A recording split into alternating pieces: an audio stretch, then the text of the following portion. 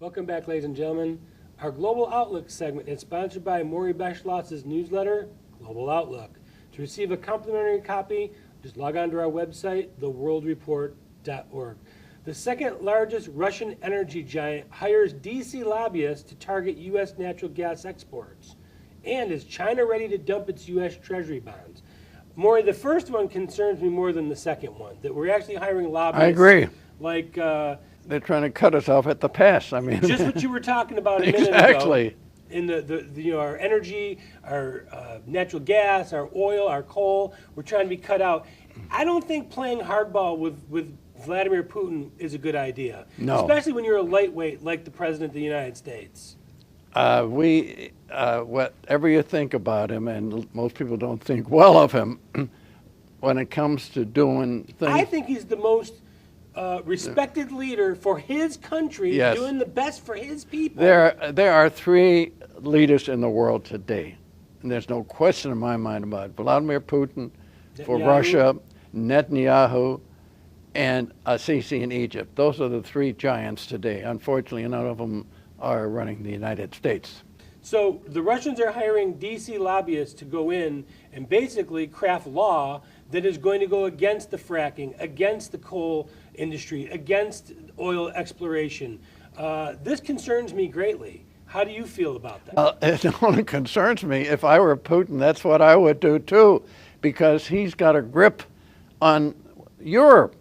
You know, Russia controlled, or the Soviet Union controlled, half of Europe, the western, the central and eastern part, and that gave them plenty of time to set up a basic matrix of pipelines, which theirs are much more modern than ours, because they were putting them in the 60s, the 70s, and the 80s.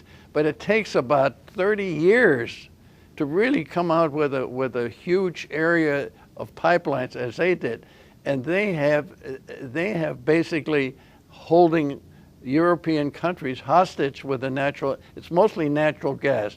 Oil you can't control as well, because oil is being produced all over the world. You know, it's in Africa, it's in the Mideast, it's South America, and of course here in the United States. But natural gas, which is becoming much, much more popular now, I mean, it's grown by leaps and bounds. We have to convert it into liquid natural gas. Right now there are 12 terminals that have been approved very slowly. If there's some way that they can restrain us from going forward with these terminals, and the ability to turn liquid natural gas, or excuse me, natural gas that comes out of fracking into liquid natural gas and then transport it.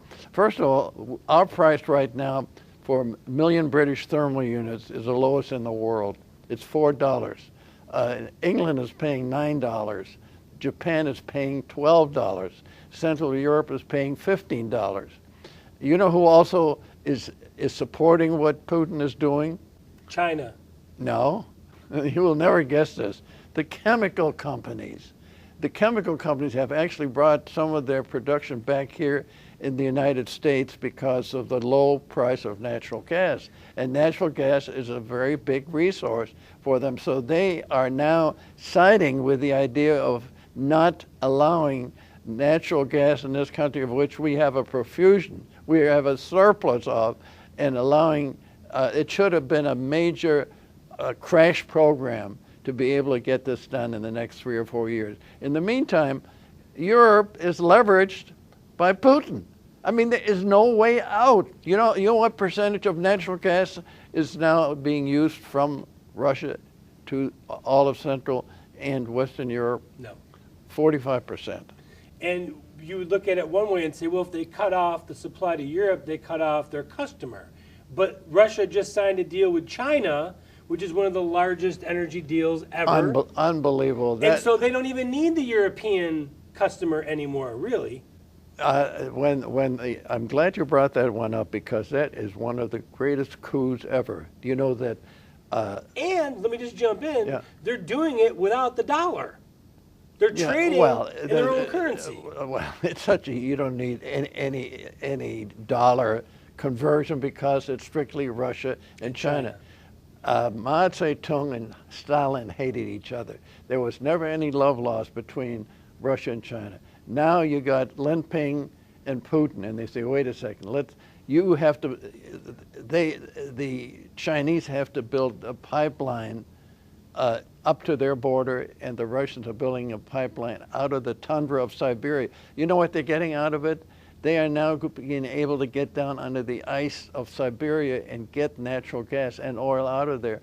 Before they couldn't do it, it was not cost effective. It was too expensive. But China is perfectly located for Siberia next door. It's a 30-year, $40 billion deal. I think it's going to be a $1 trillion deal before it's finished.